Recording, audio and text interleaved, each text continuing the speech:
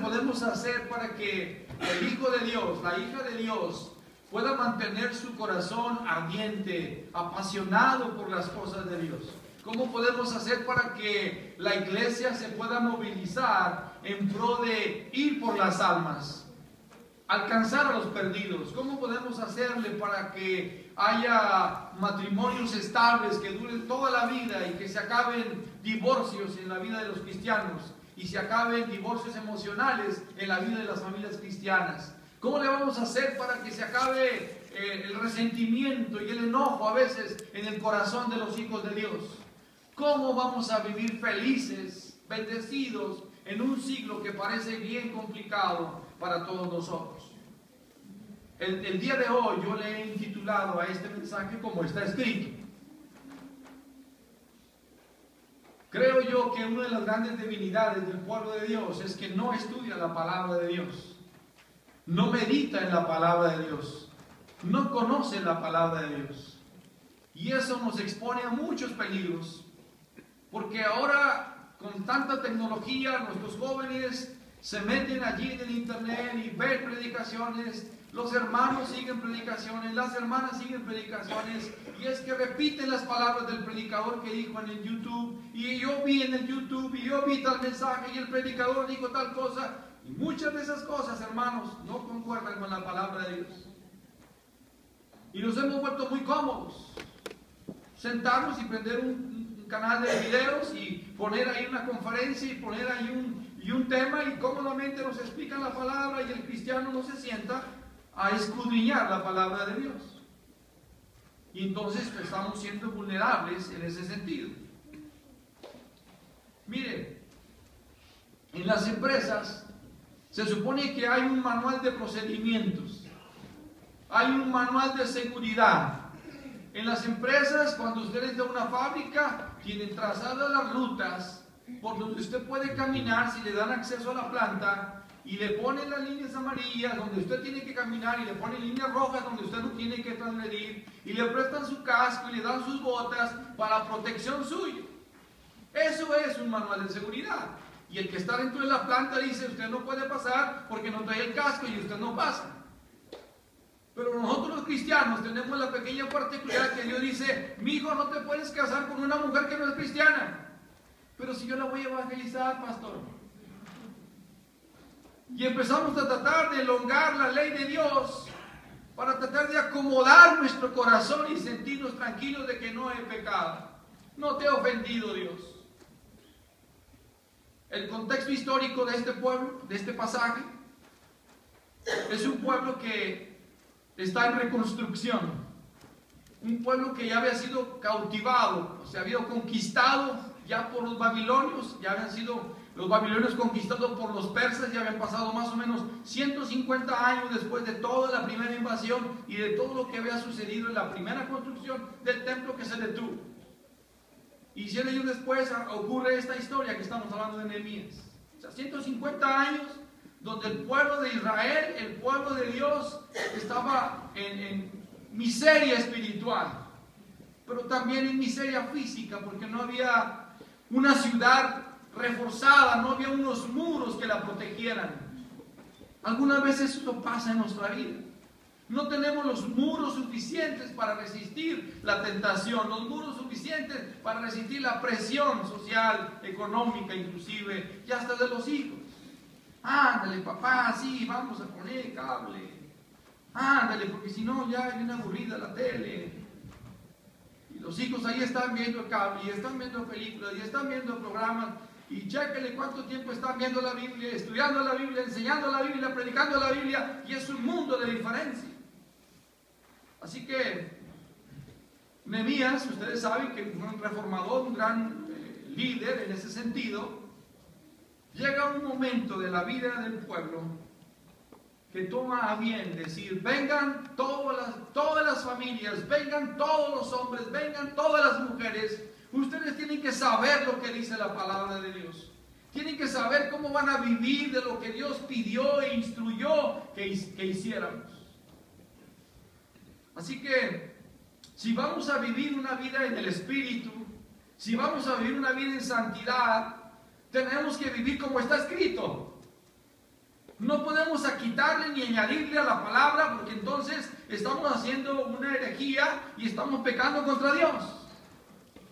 Así que lo primero que quiero que usted piense es que el centro de su vida tendría que estar regido por la palabra de Dios.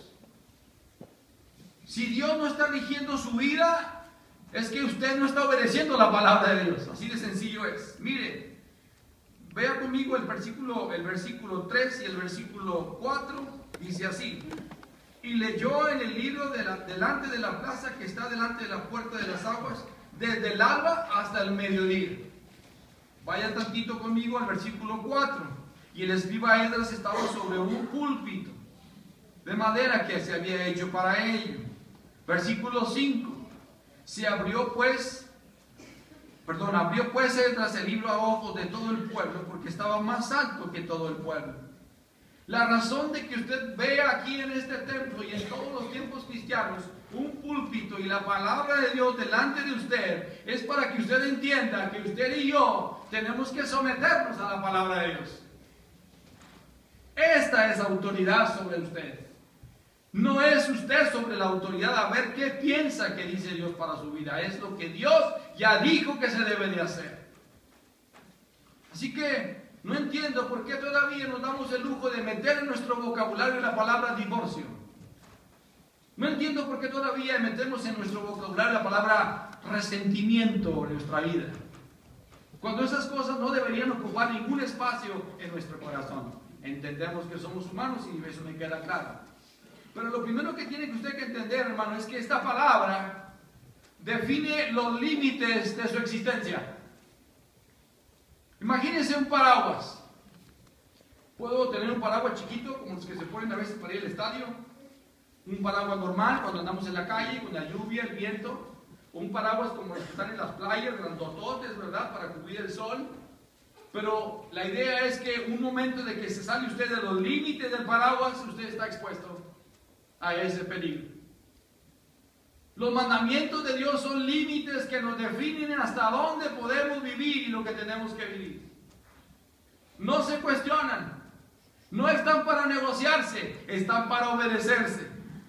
Límites espirituales bíblicos, y cada vez que la palabra de Dios nos habla, le va a usted a llamar, le va a usted a desafiar, le va a usted a enviar a hacer algo y lo va a empoderar para que lo pueda hacer. La palabra de Dios por sí sola puede convencer al alma, ¿no es cierto? Amén. Entonces, usted tiene que preguntarse, ¿cómo me está a mí desafiando la palabra en este 2016? Por ejemplo, pregúntese usted, ¿cuántas personas el año pasado usted les habló de Jesús? Eso habla de su amor por el Señor. ¿A cuántas personas usted visitó de su propia iglesia el año pasado? ¿Sabe que cuando yo llegué a la iglesia, a los más o menos año y medio, 2 años, hicimos una campaña para integrar las familias, visitarnos como familias, porque yo veía así como que, hermana, ¿cómo está, hermana? Ya la clásica, ¿no? ¿Cómo está? Dios le bendiga, hermana, Dios le bendiga. Pero no se visitaban. Y recuerdo en esa campaña que dijo un joven, tengo 13 años en esta iglesia, yo no había visitado a nadie de mi iglesia. ¿Y sabe qué es triste? Que a veces hay cristianos que no, ni siquiera el amor por su iglesia, de visitar a un hermano, de visitar al que está enfermito, a la hermana Carmela, a la hermana Yolanda, al hermano XYZ. ¿Me está usted escuchando? Usted tiene que preguntarse si la palabra de usted le dice, ¿me mandas a hacer eso a mí? Es como cuando el fariseo, el escriba, le pregunta a Jesús, ¿y quién es mi prójimo? Y Jesús le tiene que explicar toda una parábola para decirle, haz eso tú, ten misericordia y haz lo mismo tú. La iglesia debería ser como aquel mesón donde llega la gente quebrada, la gente enferma, la gente con problemas. La iglesia debería ser el lugar donde se restauran familias. La iglesia debería ser el lugar de paz y bendición, donde sana el alma. Eso debería ser nuestra iglesia. Pero debemos entender que la palabra tiene que permear en usted para que usted se vuelva un ministro del Señor y sea un instrumento de bendición. ¿Cuántas familias de su iglesia están pasando por estrechez económica? O por problemas con los hijos adolescentes. y problemáticas de diferente índole. Tenemos que ministrar a la familia, tenemos que atender a la familia. ¿Sabe que en la iglesia primitiva todos estaban juntos? Estudiaban juntos la palabra, comían juntos. Perdonen, pero no había clases de escuela dominical en aquel entonces, por razones obvias. Entonces, lo primero que tenemos que hacer, hermanos, es que la palabra de Dios, si usted quiere vivir conforme a la palabra de Dios, lo primero que tiene que hacer es conocer la palabra de Dios. Eso es lo primero que tiene que ocurrir. Cuando empezamos a conocerla, empezamos a entrar en un terreno complicado, porque lo que yo dije ahorita y lo que voy a decir dentro de los próximos 10 minutos o 15, saliendo usted 5 minutos después, 10 minutos después, ¿qué le va a pasar? Según lo que dicen los expertos, se le va a olvidar, a menos de que usted la ponga por obra. Porque los oidores somos muchos. Entra por aquí, ¿se acuerda cómo le decía su mamá? Nomás te entra por un lado y te sale por el otro, mijo. ¿Se acuerda? Y parece que así pasa con los cristianos. Dios les dice: amaos, servid, predicar el evangelio. ¿Quién va a ir a hacer eso? Es interesante.